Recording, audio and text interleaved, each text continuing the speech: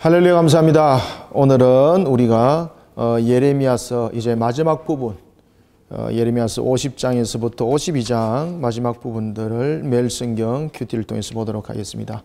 자, 우리가 이제 지난번에도 우리가 이제 봐왔던 것처럼 하나님께서는 이스라엘을 불의한 가운데 빠뜨린 9나라, 그 9나라 가운데서 제일 먼저 불의함 속에 하나님으로부터 심판을 단행받았던 나라가 애굽이었고, 그 다음에 우리가 지난주에도 우리 이제 봐왔던 것처럼 애굽과, 그리고 또한 두 번째는 어디가 등장되었습니까? 블레셋, 그리고 세 번째는 모압, 그리고 네 번째는 암몬, 다섯 번째는 에돔, 여섯 번째는 다메섹, 그리고 일곱 번째는 게달과 하솔, 그리고 여덟 번째는 엘람과, 그리고 마지막으로 아홉 번째는 바벨론에 대한 부분들을 심판하시는 것을 우리가 볼 수 있습니다. 자, 그래서 오늘은 이제 마지막에 아홉 번째 바벨론에 대해서 심판을 보겠습니다.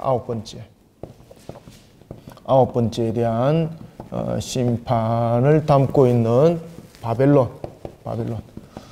자, 우리가 그 전에 지난주에도 우리가 이제 봐왔고, 그리고 또 이제 그 앞에도 우리가 이제 봐왔던 것처럼 이 바벨론에 관한 이 내용들을 담기 전에 이스라엘의 이제 마지막 역사적인 내용들을 설명할 때에 특히 이제 이스마엘과 그리고 그다리아에 관한 부분들을 내용을 다뤘습니다. 그다리아에 대한 내용들을 이 이스마엘이 자신이 그 하나의 그 왕족이라는 그 내용들을 담으면서 그달리아가 총독이 될 수가 있는가? 그러면서 이 그달리아를 암살을 하게 됩니다. 이때에 그달리아에게는 요하난이라는 그 하나의 자신의 수적과 같은 그런 자가 있었습니다. 그런데 오늘 본문에도 여러분들 보시면은 요하난이 결국은 그 이스마엘에 대한 군사들을 흡수를 하게 되는 거죠. 요하난이. 그리고 이스마엘은 결국은 도망을 가게 되는데, 그가 도망갔던 나라가 여러분 어디입니까? 우리가 이제 본문에도 이제 봐왔던 것처럼 무너진 나라였던 암몬으로 도망가는 거죠. 암몬으로 그는 도망을 갔었고, 그리고 또한 요한나는 이 문제로 인해서 바벨론이 자신들을 침공하게 되면은 결국은 자신들을 향하여서 모든 나라에 대한 정책을 내릴 수가 있다는 거죠. 그래서 자신들도 신변에 대한 안전을 도모할 수가 없었습니다.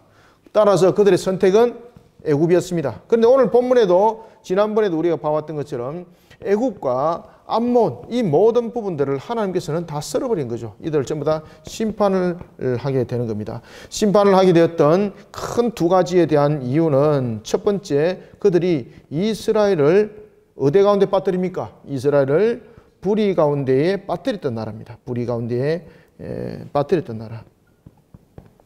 불의 가운데에 빠뜨림.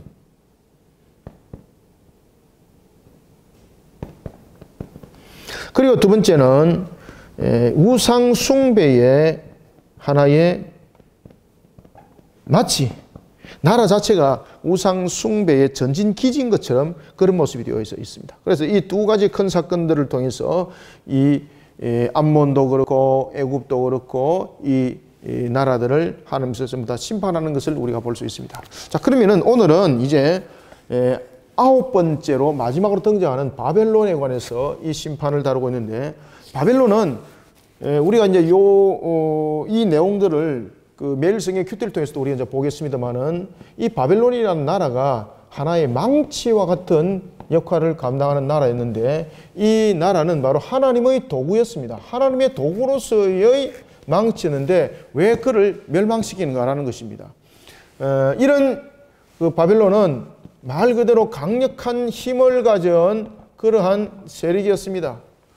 이런 바벨론을 하나님께서 치실 때에 이 아홉 번째 재앙을 일으킬 때에 메데바사의 연합국에서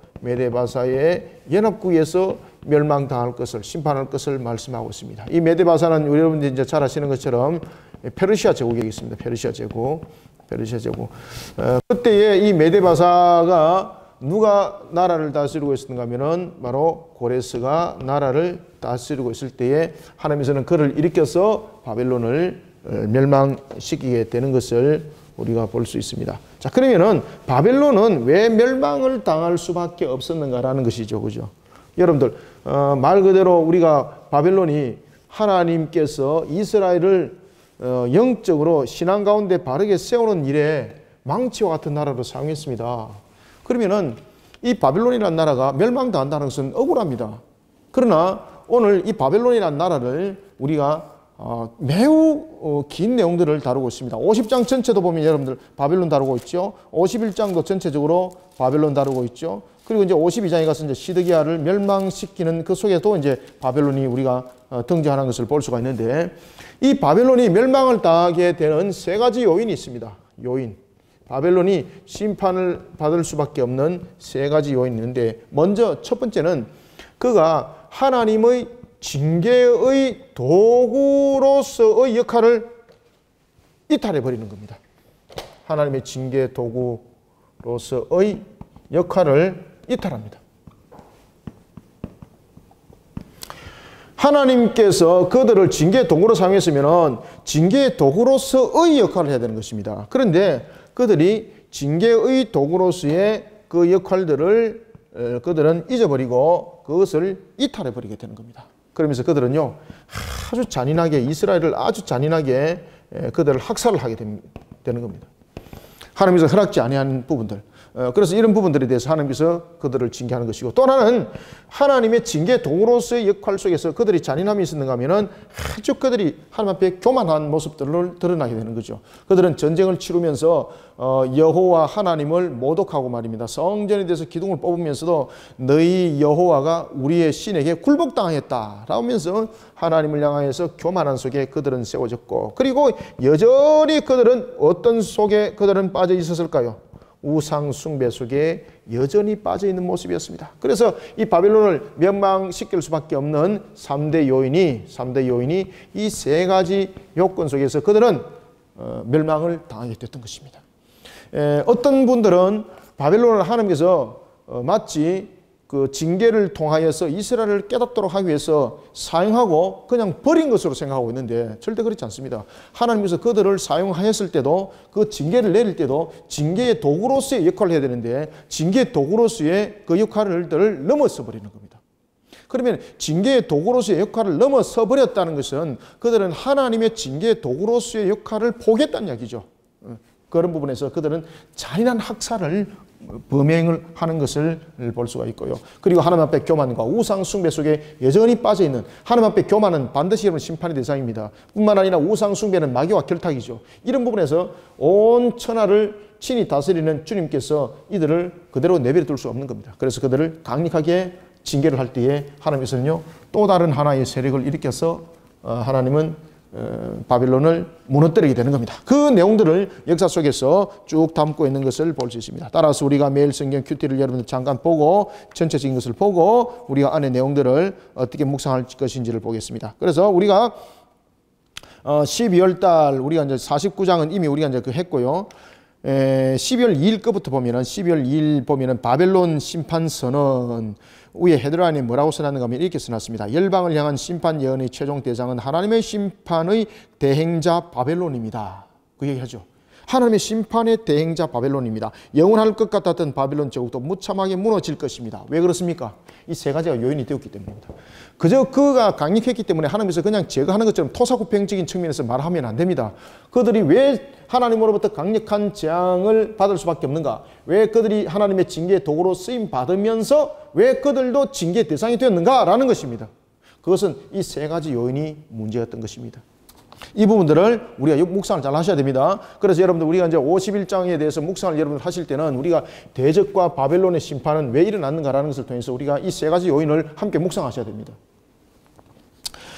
좀 이따 설명해 드리겠습니다. 그리고 이제 51장에는 보면은 이제 깨진 금잔에 대해서 이야기를 하고 있고, 멸망의 산 바벨론 쭉 그 내용들을 전개해 나가고 있는 것을 우리가 볼 수 있습니다. 그리고 52장에서는 시드기야의 최후에 관해서, 그리고 예루살렘의 멸망을 매일 성경이 묵상수에서 다루고 있는 것을 우리가 보겠습니다. 자, 그러면 우리가 이제 50장을 묵상하실 때에 왜 대적과 바벨론의 심판과 이스라엘 향한 구원을 이야기를 해야 되는가라는 것은 이미 제가 여기에서 말씀드렸던 것처럼 바벨론이 왜 심판을 받을 수밖에 없는가라는 것입니다.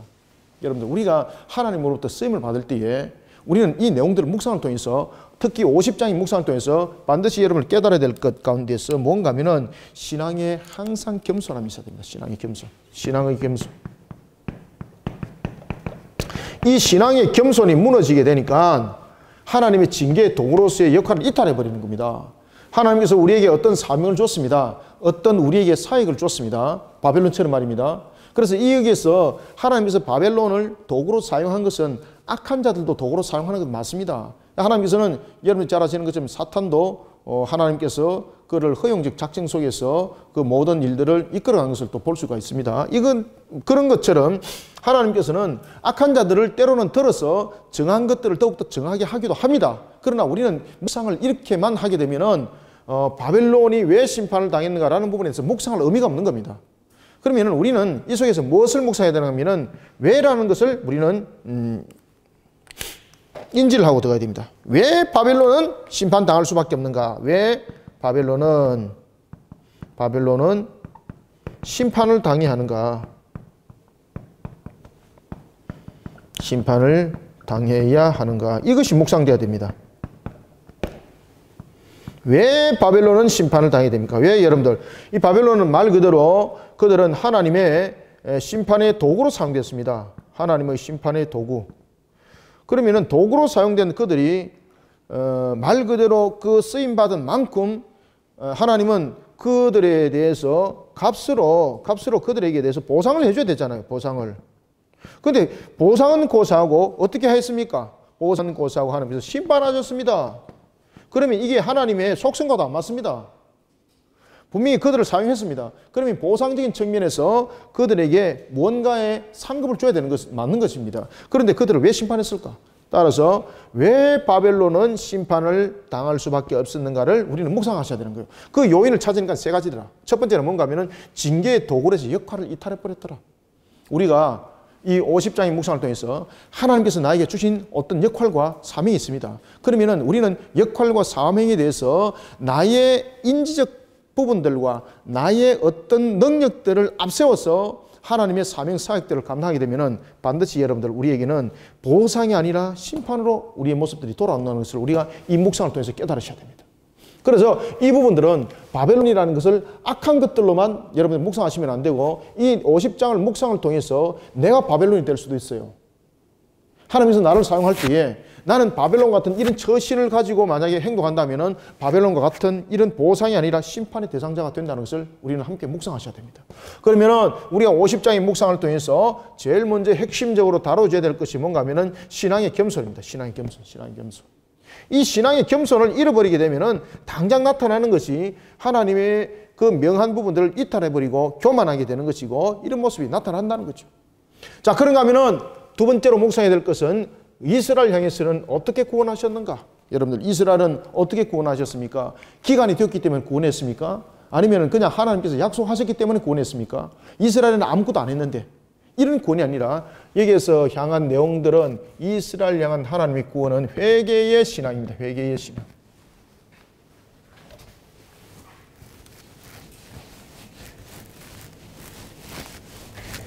이것은 회개를 담고 있는 거죠. 구원은 회개를 담고 있는 겁니다. 따라서 우리는 50장을 통해서 크게 두 가지의 관점 속에서 우리가 묵상을 잃어버리지 말아야 되는데 첫 번째는 무슨 신앙? 하나님을 향한 겸손의 신앙. 그 다음에 두 번째는 무엇을 담아야 됩니까? 예, 회개의 신앙. 회개 신앙도 습관처럼 여러분들 기계적으로 하는 것이 아니라 바른 회개 신앙이 그 속에서 일어나요. 이것이 50장을 통해서 여러분들 우리가 묵상이 되어져야 됩니다. 자, 그러면 이제 본문을 우리가 보면서 우리가 50장을 한번 마무리해 보도록 하겠습니다. 자, 50장은 바벨론을 왜 하나님께서 심판할 수밖에 없었는가? 제가 이 세 가지 요점 정리한 요 속에 다 내용이 담겨져 있습니다. 한번 보겠습니다. 자, 1절부터 3절을 먼저 한번 읽어봅시다. 시작.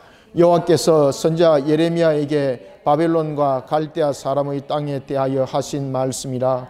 너희는 나라들 가운데에 전파하라. 공포하라. 깃발을 세우라. 숨김이 없이 공포하여 이르라. 바벨론이 함락되고 벨이 수치를 당하며 무로닥이 부스러지며 그 신상들은 수치를 당하며 우상들은 부스러진다 하라. 이는 한 나라가 북쪽에서 나와서 그를 쳐서 그 땅으로 황폐하게 하여 그 가운데에 사는 자가 없게 할 것임이라. 사람이나 짐승이 다 도망할 것임이니라. 아멘. 지금 녹화되는지 확인 한번 해주시고요.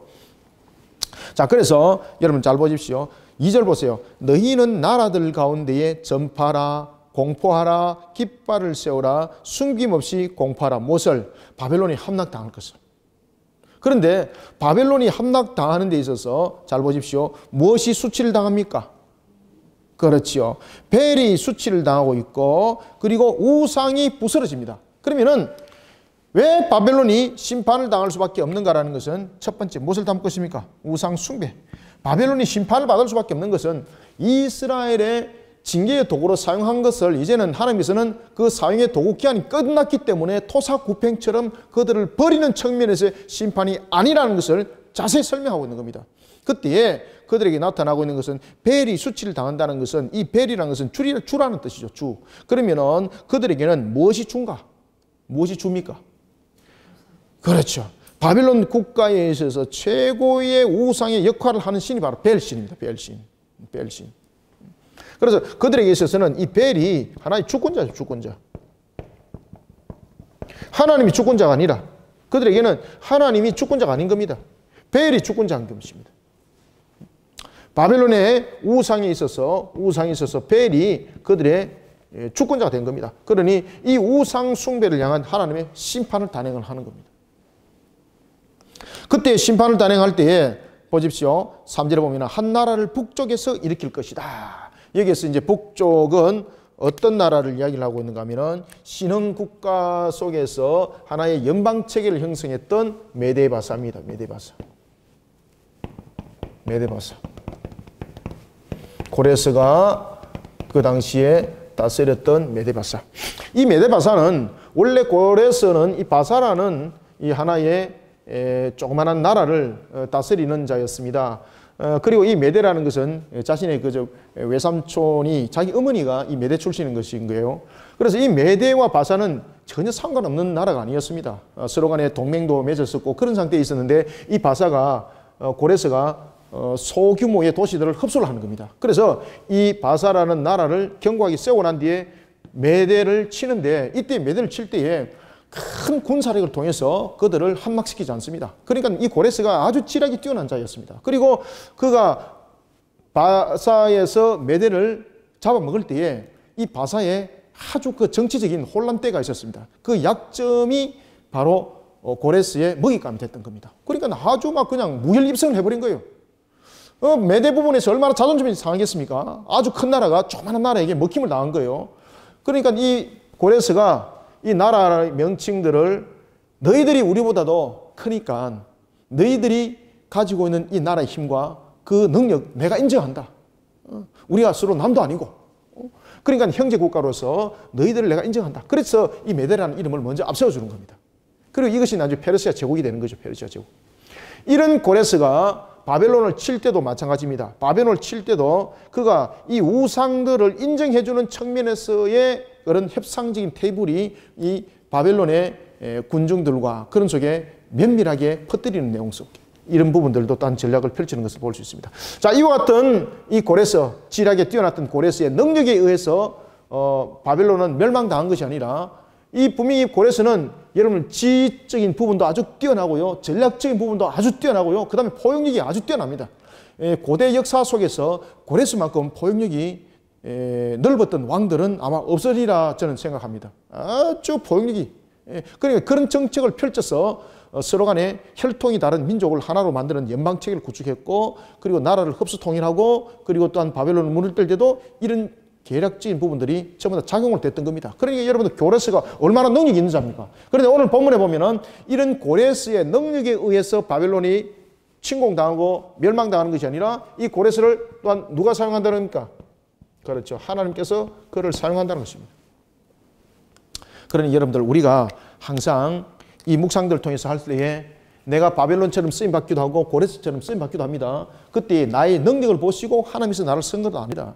하나님은 나의 능력을 가지고 네 능력을 발하여서 이 일들을 하라는 것이 아니라 항상 하나님은 나를 사용하실 때에 하나님의 사용에 우리는 묵상할 때에 하나님의 사용에 적합한 그런 모습으로 나를 세워나가야 되는 겁니다. 그러면 우리는 나중에 뒤에 보면 또 메데바사가 또 멸망하죠. 메데바사가 멸망하는 이유도 여러분들 다 이런 속에 전부 다 포함이 되는 겁니다. 그래서 우리는 이 50장을 묵상을 통해서 내가 주님으로부터 부름을 받았을 때에 내가 하나님으로부터 내가 인정을 받았을 때에 제일 먼저 나의 기초는 뭔가 하면은요, 하나님을 향한 겸손의 신앙으로 나를 세워야 됩니다.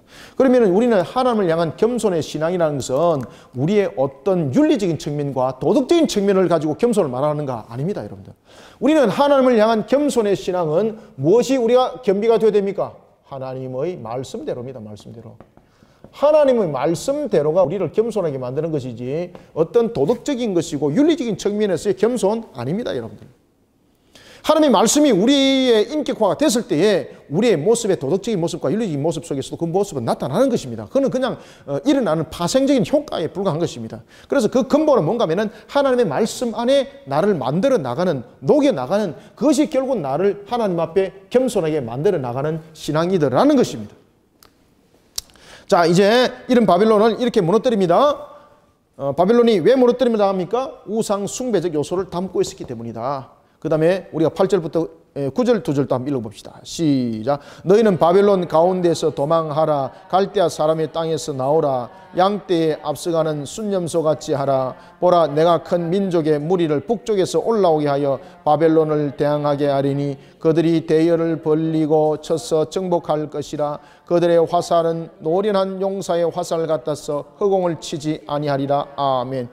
이게 9절이 메데바사가 어떻게 바벨론을 칠 것인지를 설명하고 있습니다. 하나님께서 그들에게 이와 같이 능력을 줘서 필시 승리하게 만든다는 거죠. 그러니 너희들은 바벨론에 포로로 끌려갔을 때도 8절에 보십시오. 바벨론 가운데서 도망가라는 것입니다. 이것은 두 가지를 말합니다.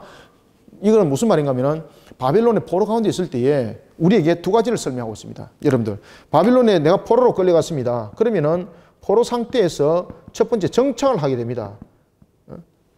그러면 정착을 하게 될 때에 이 정착은 동화되고 또는 나의 필요를 채우는 측면에서의 정착이 이루어지게 되는 거죠.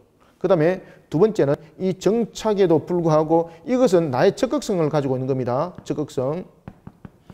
그런가 하면은 한 측면에서는 포로가 노예 상태로 놓여져 있는 거죠. 그러면은 여러분들, 노예 상태로 놓여져 있는 자들은 이 바벨론에 의해서 멸망을 당할 징조가 일어날 때는 바벨론으로부터 그들은 속히 벗어나기를 희망하게 되는 거죠. 그런데 정착한 이들은 벗어나기를 꺼려합니다. 왜 그렇습니까?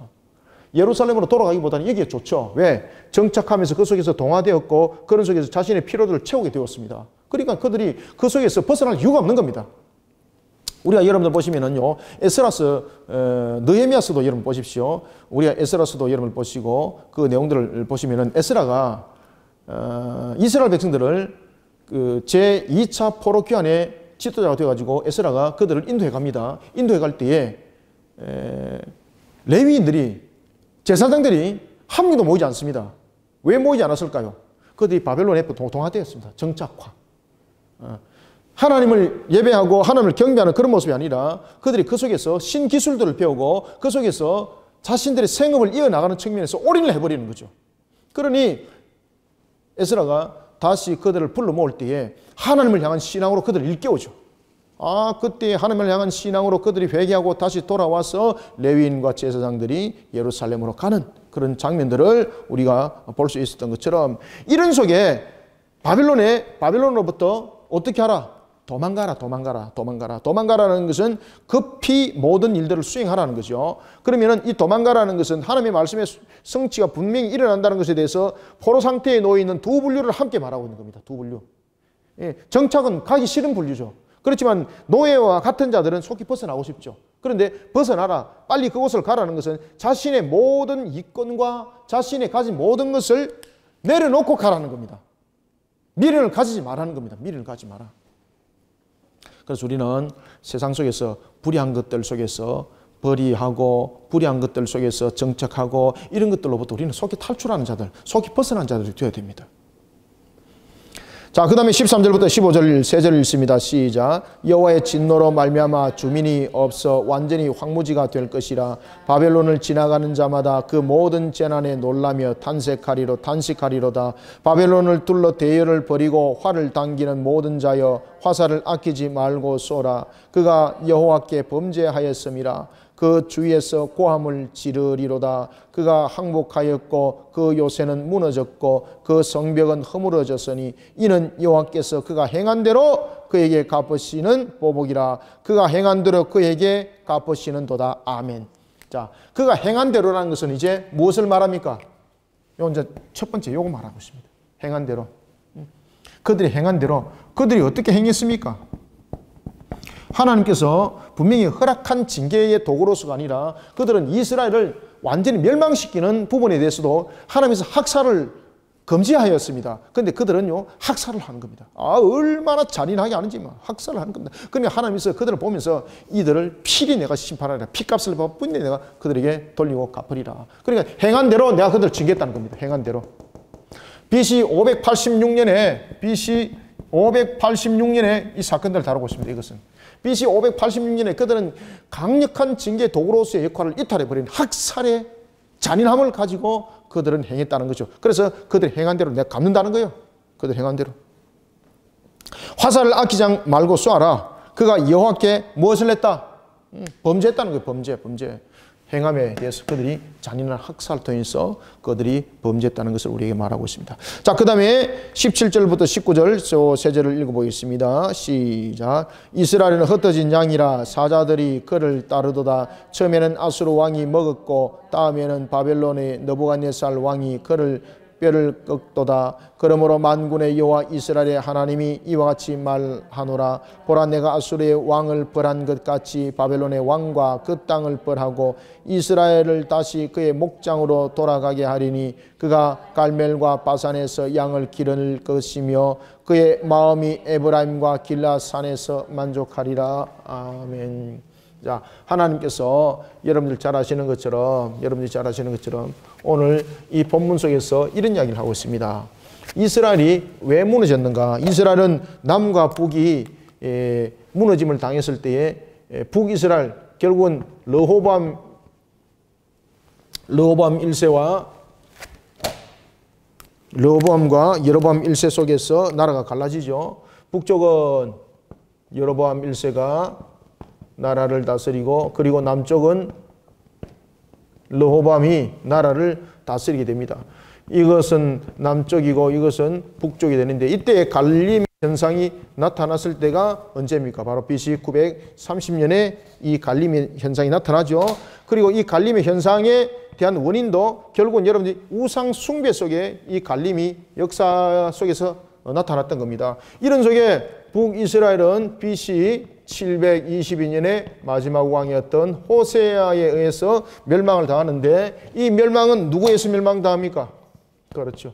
아수리의 살마네세리에서 멸망을 당하고 그리고 또한 남유다는 BC 586년에 어디에 의해서 멸망당합니까?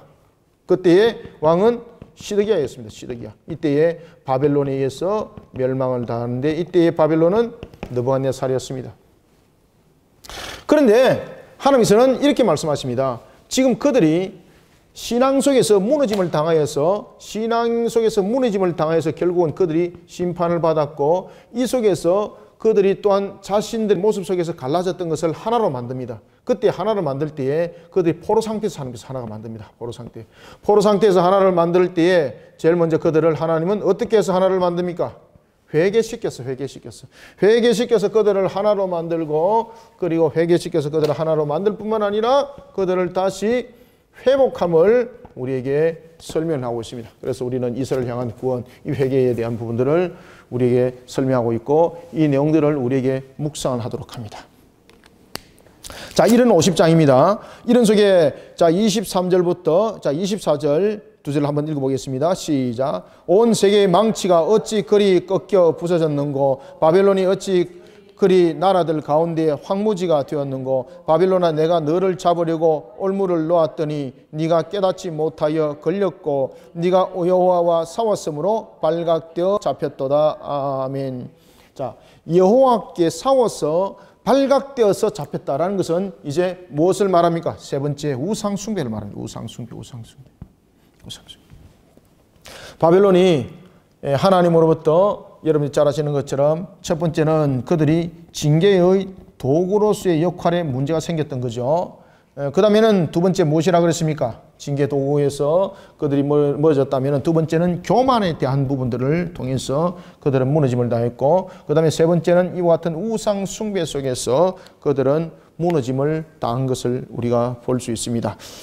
그러니 바빌론아 내가 너를 잡으려고 올무를 놓았더니 네가 깨닫지 못하여 걸렸고 네가 여호와와 싸웠더라. 여기서 싸웠다는 것은 무엇입니까? 우상 숭배입니다. 우상 숭배. 우상 숭배 속에서 그들은 심각성을 통하여 하나님의 영광을 가리는 모습을 했다는 거죠.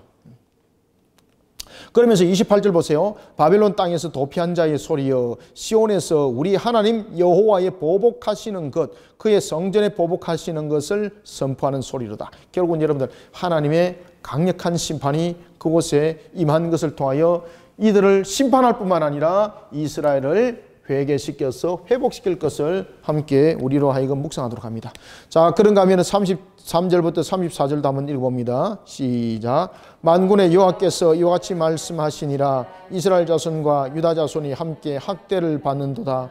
그들을 사로잡은 자는 다 그들을 붙들고 놓아주지 아니하리라. 그들의 구원자는 강하니 그의 이름은 만군의 여호와라. 반드시 그들 때문에 싸우시리니 그 땅에 평안함을 주고 바벨론 주민은 불안하게 하리라. 아멘. 왜 하나님은 그들을 포로 상태에 뒀다는 것입니까? 그들이 우상 숭배 속에 빠져버렸던 이 모습을 바르게 정결케 하기 위해서. 그래서 이 포로 상태에서 회개를 시킵니다. 그때에 그들은 신앙의 바로 정결입니다. 신앙의 정결.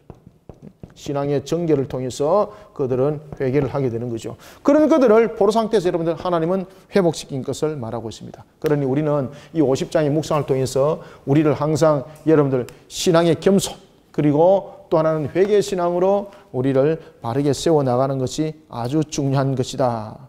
우리가 세상 속에서 여러분 자랑할 것이 무엇이 있습니까? 아무것도 없습니다. 이것을 우리가 잘 묵상하시면 되겠습니다. 그 다음에 이제 51장 보겠습니다. 51장은 바벨론의 멸망입니다. 바벨론의 멸망과 흥망성쇠를 누가 주관했는가라는 것입니다.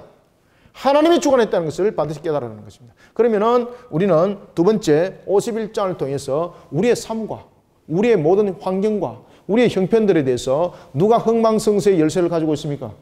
그럼요. 우리가 이것을 하나의 신앙적인 측면에서만 보면 안 됩니다. 이 속에서 우리가 반드시 알아야 될 것은 하나님을 향한 바른 신앙관이 우리의 삶과 생명이 되어야 됩니다. 우리가 신앙을 종교 행위처럼 하면 안 됩니다. 우리는 51장을 통해서 첫 번째는 신앙을 종교 행위처럼 하면 안 됩니다. 종교 행위처럼 하면 안 됩니다. 마치 주일날 한 주 안 오게 되면은 하나님으로부터 징벌을 받는 것처럼 그런 속에 주일날 오게 되면은 하나님이 나를 그런 징벌로부터 나를 건지신다라는 그런 샤머니즘적인 그런 신앙들 그것으로서는 여러분들 하나님이 흥망성쇠 주관자라고 보기보다는 오히려 샤머니즘 측면에서 하나님을 이용하는 그런 신앙밖에 안 되는 겁니다. 신앙을 종교 행위 속에 우리는 담겨둬서는 안 됩니다. 그러기 위해서는 우리가 이 묵상을 통해서 뭔가 하면은 신앙은 곧 무엇입니까? 나의 삶이 되어야 됩니다. 나의 삶. 신앙은 나의 생명이 되어야 됩니다. 생명. 그러면은 이 나의 신앙의 삶은 그 적용이 어디까지 이루어져야 됩니까? 적용은 나의 삶의 형태입니다. 삶의 모든 형태. 그 속에는 사업이 있고 또 직장이 있고 그 다음에 무엇이 있습니까?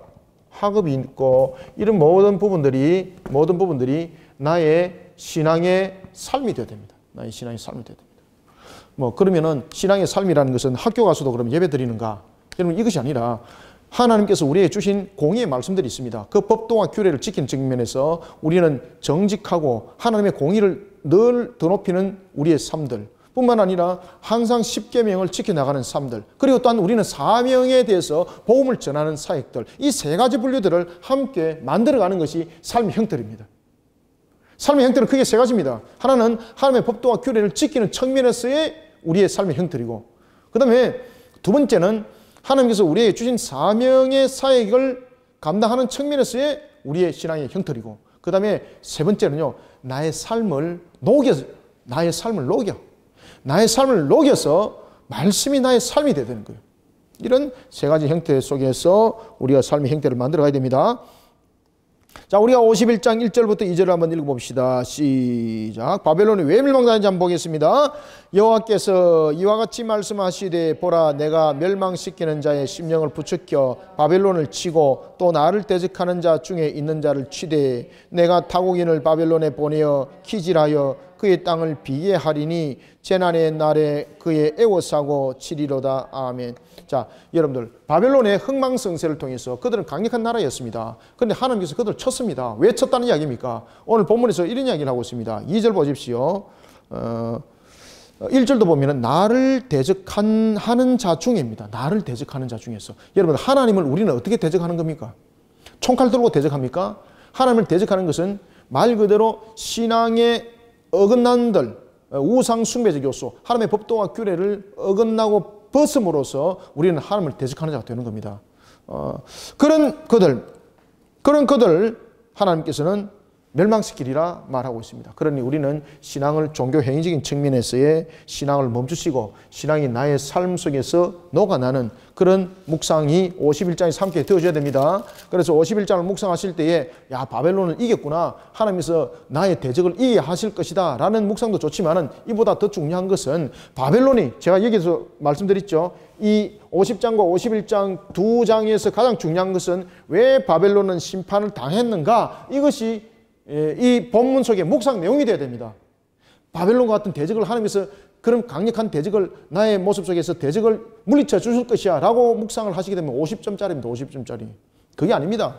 바벨론이 왜 나를 무너뜨릴 수밖에 없었고, 그리고 또한 하나님은 왜 바벨론을 무너뜨릴 수밖에 없는가. 그러면서 그 속에서 50장과 51장에서 계속해서 나는 어떻게 만들어 가십니까? 회개를 통해서 만들어 갑니다. 회개를 통해서. 이 50장과 51장 공통점입니다. 이 50장과 51장에서 공통점은 나를 어떻게 만들어 가십니까? 하나님은 나를 어떻게, 그렇죠, 나를 어떻게 만들어 가시는가, 이 부분에서 나를 어떻게 만들어 갑니까? 회개를 통해서 만들어 갑니다. 그냥 대적을 물리쳐 가지고 내가 모든 잃었던 것을 되찾고, 이게 아닙니다. 하나님은 50장과 51장을 통해서 분명히 바벨론을 통해서는 대적을 분명히 심판하십니다. 그 심판의 조건은, 이유는 하나님을 향한 징계 도구로서 하나님의 백성들을 잔인하게 학살했고 교만하였고 우상 숭배적인 요소였던 겁니다. 그러면은 내가 회복이 되어야 되잖아요. 그럼 바벨론이 무너뜨린 것으로서 내가 회복되는 것 아닙니다. 바벨론은 바벨론으로서 심판입니다. 그래서 이 속에서는 두 가지가 함께 다 묵상이 되어야 되는 겁니다. 내가 바벨론과 같은 모습은 없는가? 그 다음에 또 하나는 내가 온전하게 환경과 형편 속에서 마치 대적들이 나를 무너뜨리고 나를 침노하는 것처럼 되었을 때도 내 모습을 돌아보게 하게 하시고, 그런 속에서 하나님은 나를 어떻게 만들어 가십니까? 회개의 신앙을 통해서 신앙의 정결함을 만들어 가신다. 그리고 또한 이런 속에서 나를 겸손의 신앙으로 만들어 간다. 이것이 50장과 51장의 공통된 묵상 내용입니다. 그러니 6절 보십시오. 바벨론 가운데 도망하여 나와서 각기 생명을 구원하고 그의 죄악으로 말미암아 끊어짐을 보지 말지어다. 이는 여호와의 보복의 날이니, 여호와의 보복의 날은 무엇입니까? 심판과 구원이 갈라진 날입니다. 이 날은 보복의 날의 때니 그에게 보복하시리라. 그래서 보복의 날이 나에게 보복의 날이 되면 안 됩니다. 보복의 날이 나에게는 무슨 날이 되어야 됩니까? 구원의 날이 되어야 됩니다. 그렇기 위해서는 내 모습이, 다시 한 번 더 말씀드립니다, 어떻게 만들어가야 되겠습니까? 하나님을 향한 신앙의 정결한 모습들로 나를 만들어가지 아니하고는 아니 되는 겁니다. 심지어 여러분들 11절부터 12절 보십시오. 바벨론이라는 나라가 얼마나 막강한 나라입니까? 그런데 그러한 나라에 대해서 하나님께서는 이렇게 말씀하십니다. 2절, 3절까지 읽습니다. 13절까지 시작. 화살을 갈며 둥근 방패를 준비하라. 여호와께서 메대 왕들의 마음을 부추기사 바벨론을 멸하기로 뜻하시나니 이는 여호와께서 보복하시는 것 곧 그의 성전을 위하여 보복하시는 것이라. 바벨론 성벽을 위하여 깃발을 세우고 튼튼히 지키며 파수꾼을 세우며 복병을 매복시켜 방비하라. 이는 여호와께서 바벨론 주민에 대하여 말씀하신 대로 계획하시고 행하심이로다. 많은 물가에 살면서 재물이 많은 자여 내 재물 한계 곧 네 끝이 왔도다. 아멘.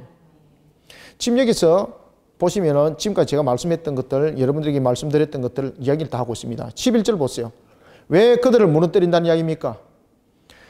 여호와께서 그들을 보복합니다. 곧 그의 성전을 위하여서 보복하는 거예요. 그의 성전. 그러면은 이것이 무엇입니까? 바로 징계의 도구로서의 그들이 잔인함 속에 행했던 그것을 하나님은 그 값을 받는다는 이야기입니다. 그 값을. 그래서 13절에 보면은 너가 바벨론에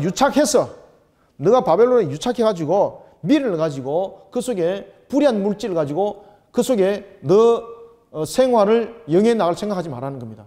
그래서 우리는 어떤 관계 속에서도 여러분들요, 세상이 권력이 있고 힘이 있다. 그래서 권력과 힘에 유착해서 그 불의한 권력과 힘에 유착해서 내가 그 속에서 누림을 받고 그 속에서 부귀영화 누리려고 꿈에도 꾸지 마십시오. 함께 멸망당합니다. 그 속에서 속히 나와야 됩니다. 요한계시록도 보십시오. 바벨론이 결국은 바벨론의 그 경제적 구조가 전부 다 무너짐을 당합니다. 무너졌다 바벨론 성이요. 그건 바벨론이라는 경제 구조가 완전히 무너짐을 말하고 있거든요. 그러니 어떤 관계 속에서도 내가 포로 상태에 놓여 있을 때도 내가 그 길들을 찾는 것도 내가 안이한 길들을 찾는 것도 하나님의 신앙관에서 내 길을 안위를 찾아야 되는 겁니다. 힘과 능력이 있는 그런 바벨론에게서 정착하여서 그 속에 동화되어 가지고 얻을 것 얻고 취할 것 취하고 이런 그런 종교 행위자가 되어서는 안 되는 겁니다. 그래서 우리는 항상 우리의 구분점, 신앙의 구분점을 가지고 우리는 살아가는 자들이 되어야 합니다. 자, 20절부터 23절까지 한번 읽어봅시다. 바벨론 하나님께서 철퇴를 가해버립니다. 그러니까 이 바벨론과 함께 있는 자들은요, 이 철퇴에 같이 함께 맞게 되어 있습니다. 그러니 오늘도 본문에서 보면은 하나님께서 13절 보십시오. 많은 물가에 살면서, 많은 물가에 산다는 것은 무엇입니까? 유브라데 강과 같은 그런 곳에 의해서 비옥한 토지에서 바벨론과 함께 빌붙어서 먹고 사는 거죠. 그렇게 해서는 안 된다는 거죠. 그의 재물에 한계가 있다는 거죠. 끝이 온다는 거죠. 그 속에 끝까지 담겨 있으면 철퇴같이 맞습니다.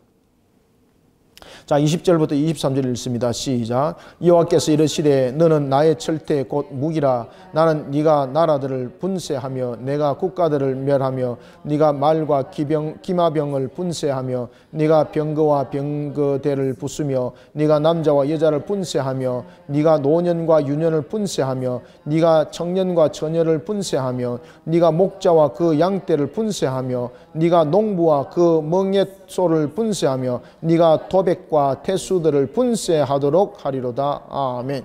누가?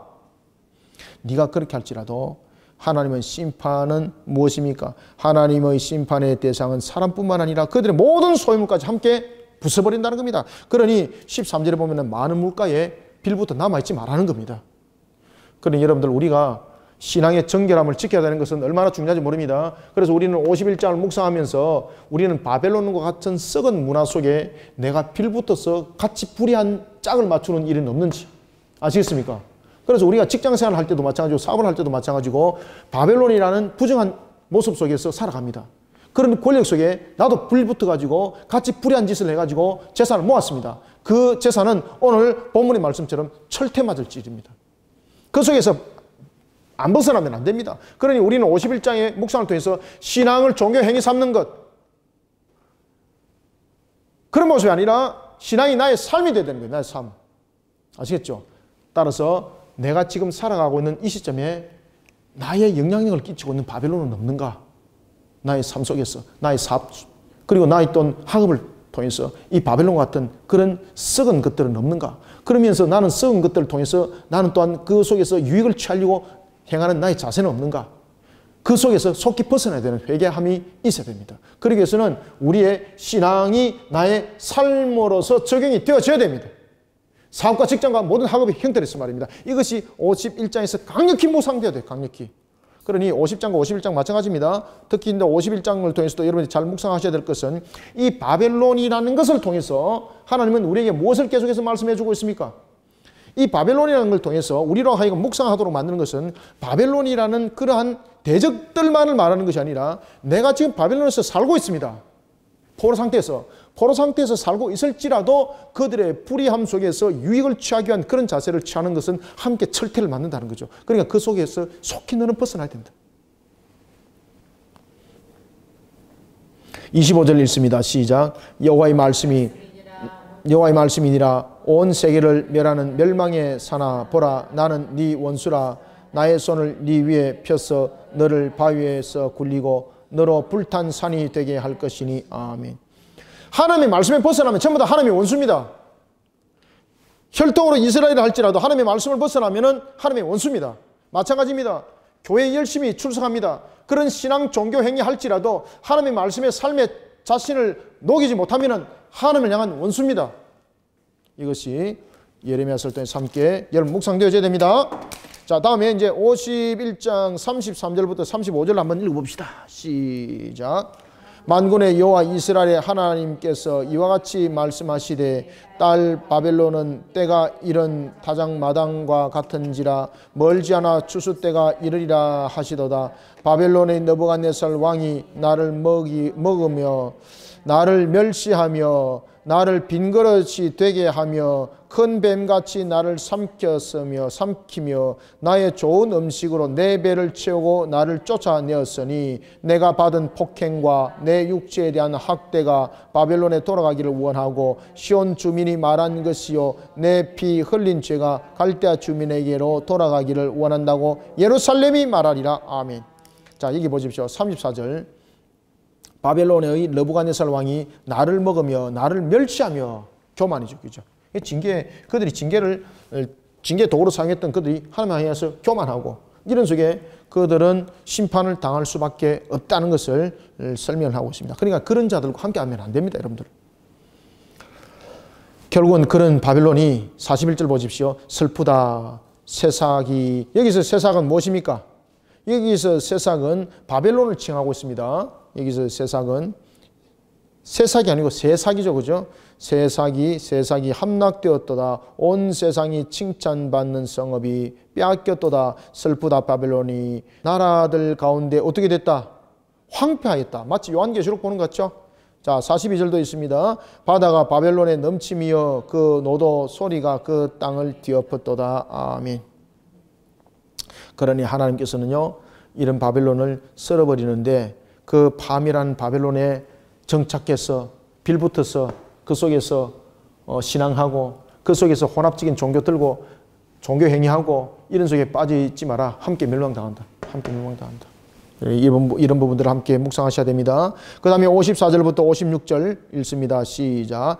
바벨론으로부터 부르짖는 소리가 들리도다. 갈대아 사람의 땅에 큰 파멸의 소리가 들리도다. 이는 여호와께서 바벨론을 황폐하게 하사 그 큰 소리를 끊으심이로다. 원수는 많은 물같이 그 파도가 사나우며 그 물길은 요란한 소리를 내는도다. 곧 멸망시키는 자가 바벨론에 이르렀음이라. 그 용사들이 사로잡히고 그들이 활이 꺾이도다. 여호와는 보복의 하나님이시니 반드시 보응하시리로다. 아멘.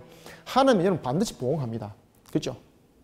바벨론이 하나님의 도구로 사용되어진 것이 유효기간이 끝났기 때문에 그들을 심판하는 것이 아니라 보복이라는 단어를 쓰고 있습니다. 보복이라는 단어는 무엇입니까? 그들이 징계 도구로서의 역할을 아니라 그들은 마치 자신들의 능력으로 이스라엘을 침공한 것처럼 자신의 땅을 마치 차지한 것과 같은 주인의 행사를 했던 그들의 모습, 그런 징계 도구로서의 잔인함을 하나님이 심판하시고 하나님 앞에 교만함을 심판하시고 우상 숭배를 통해서 하나님은 강력하게 심판을 하고 계십니다. 그러니 보복하시는 하나님, 보복하시는 하나님.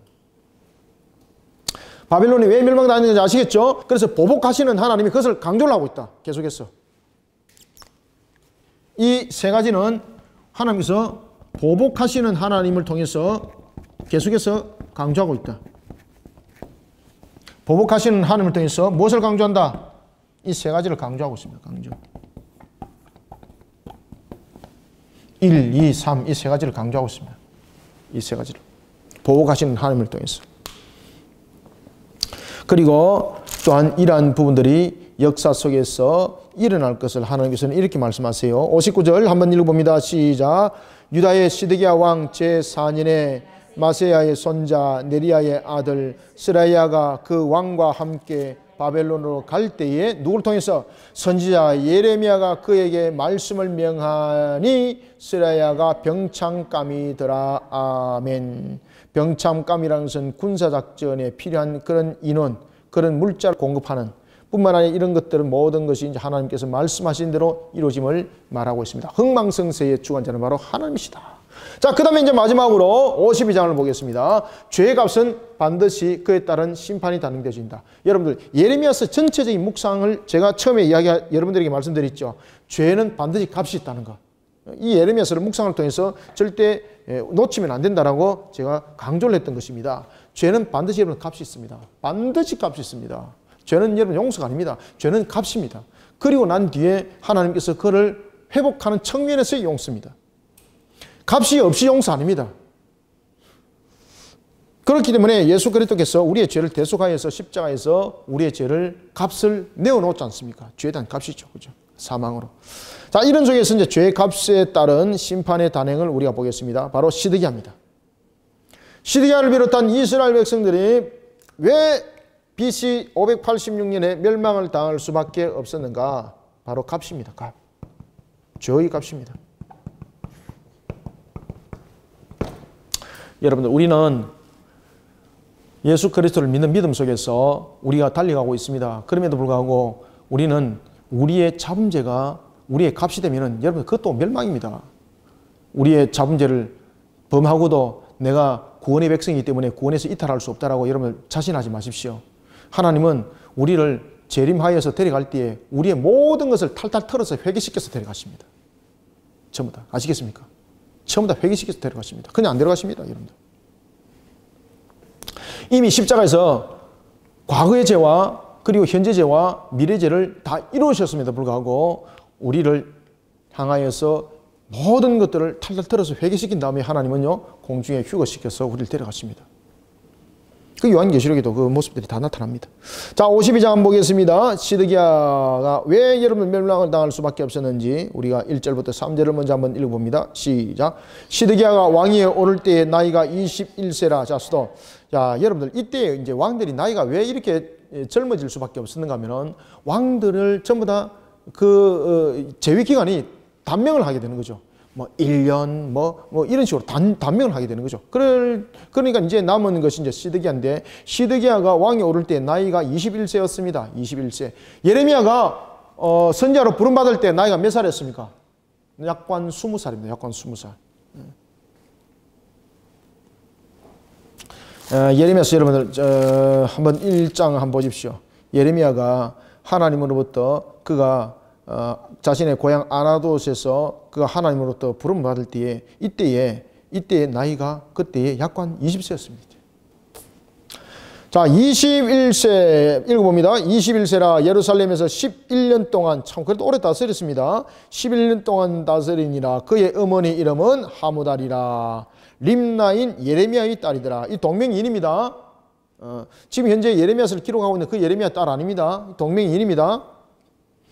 그가 여호야김의 모든 행위를 본받아 여호와 보시기에 악을 행한지라. 아멘.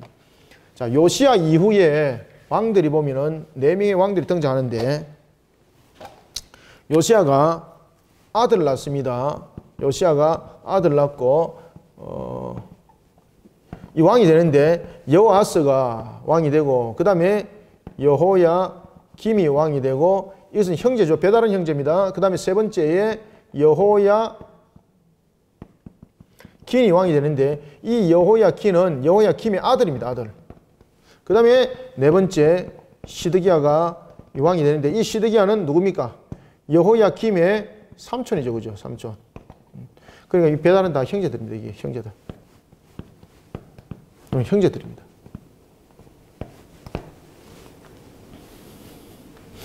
그 가운데서 여러분 11년을 시드기야가 11년을 나라를 다스렸다고 말하니까 오랫동안 다스리는 거죠. 그런데 그가 11년 동안 한 것은 무엇입니까? 2절 보세요. 그가 11년 동안 하면서 여호야김의 모든 행위를 본보다. 그죠? 여호야김이 여기 있죠. 여호야김의 모든 행위를 본보다. 무엇을 했습니까? 하나님 앞에 그가 악행합니다. 하나님 앞에. 하나님께. 그 여기서 여호야김의 모든 것을 본받는다는 것은 세속, 첫 번째는 세속화입니다. 세속화. 세속화. 그리고 두 번째는 우상 숭배입니다.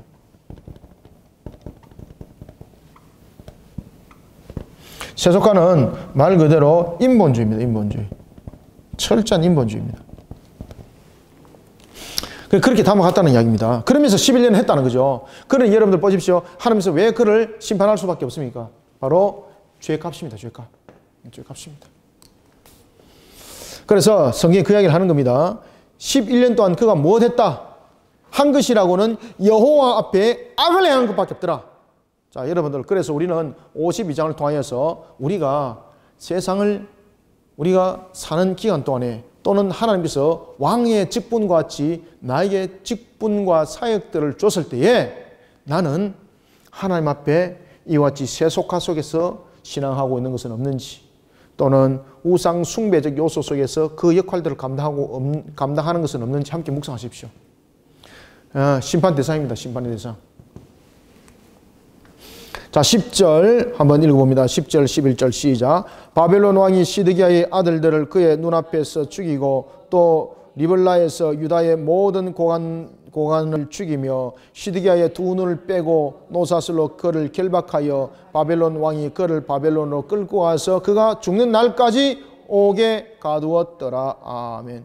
옥에 가두었다는 것은 자신의 능력으로 아무것도 할 수 없는 겁니다. 여러분들, 11년 동안 그가 세속화 속에서 만들어갔습니다. 뭔가를 이루기 위해서 해왔습니다. 우상 숭배 속에서 해왔습니다. 그 주어진 요건은 무엇입니까? 자신의 번영이죠. 나라의 번영이죠. 그런데 결국은 돌아왔던 것은 무엇입니까? 결국은 여러분들, 그가 갈대아 사람한테 붙잡혀서 바벨론에게 넘겨집니다. 그리고 난 뒤에 그가 보는 목전 앞에서 자신의 아들을 전부 목을 다 쳐버립니다. 그리고 마지막으로는 그의 두 눈을 뽑아버립니다. 그리고 쇠사슬에 감아서 결박해서 가는데 결국은 그는 생명이 옥에서 죽임을 당했습니다. 옥에서 결국은 죽는 겁니다. 옥에서. 11년. 그 11년 속에서 그가 해왔던 것이 결국은 여러분 그 자신이 옥에서 두 눈이 뽑힌 상태로서 죽을 수밖에 없는 값이었다는 겁니다. 값이었다는 겁니다. 그러면은 여러분들이 맡겨주신 어떤 화려함, 어떤 환경들을 통해서 그 11년이 나에게 부귀와 영화를 줄지라도 그것이 하나님의 요소를 담아내지 못하면 그것이 나를 화를 일으키는 요인이 됩니다. 여러분들, 이것을 잘 묵상하셔야 돼요. 52장을 통해서. 자, 13절 14절 두 줄 읽습니다. 시작. 여호와의 성전과 왕궁을 불사르고 예루살렘의 모든 집과 고관들의 집까지 불살랐으며 사령관을 따르는 갈대아 사람의 모든 군대가 예루살렘 사면 성벽을 헐었더라. 아멘.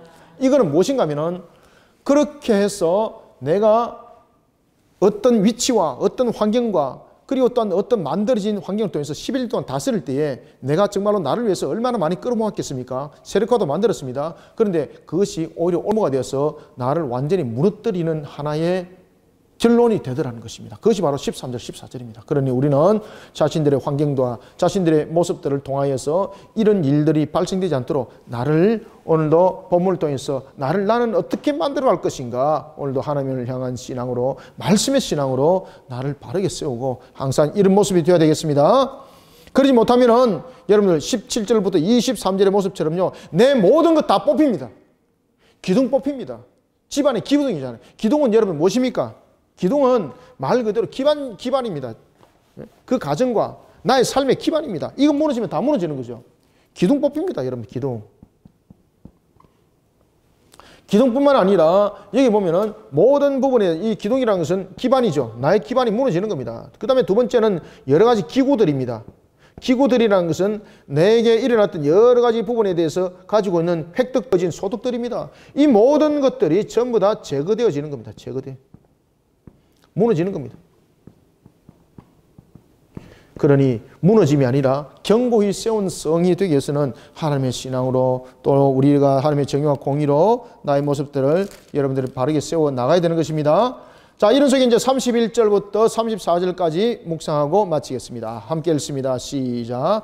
유다 왕 여호야김이 사로잡혀 간 지 37년 곧 바벨론의 에월므로닥 왕의 적이 원년 12째 달 25째 날 그가 유다의 여호야긴 왕의 머리를 들어 주었고 감옥에서 풀어 주었더라. 그에게 친절하게 말하고 그의 자리를 그와 함께 바벨론에 있는 왕들의 자리보다 높이고 그 죄수의 의복을 갈아입혔고 그의 평생 동안 항상 왕의 앞에서 먹게 하였으며 그가 날마다 쓸 것을 바벨론의 왕에게서 받는 정량이 있었고 죽는 날까지 곧 종신토록 받았더라. 아멘.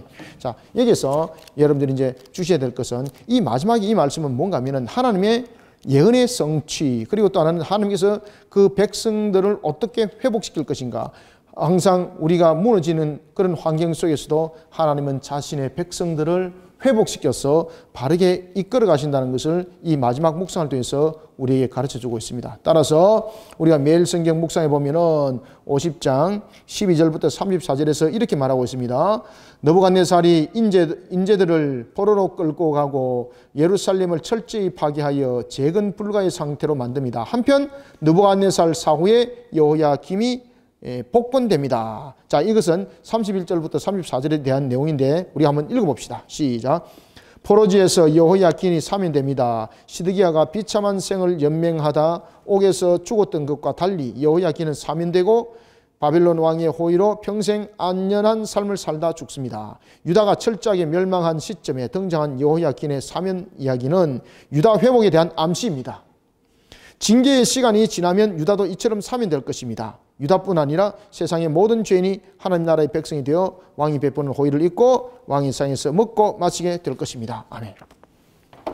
자, 이 모습 속에서 우리에게 이제 이야기를 하고 있는 것은 하나님께서 약속하신 그 모든 약속들은 친히 이루어 가신다는 것이었고, 그리고 하나님께서는 이 모든 것들을 회복시켜 나갈 때도 그 백성들에게 약속하신 것을 반드시 성취해 나간다는 것을 잊지 말라는 겁니다. 그러니 우리는 하나님을 향한 신앙 속에 우리의 모습들을 바르게, 나는 어떻게 나의 모습들을 바르게 만들어 갈 것인가를 묵상을 잘 하시면서 예레미야서를 마무리하는 우리 성도들이 되시길 바랍니다.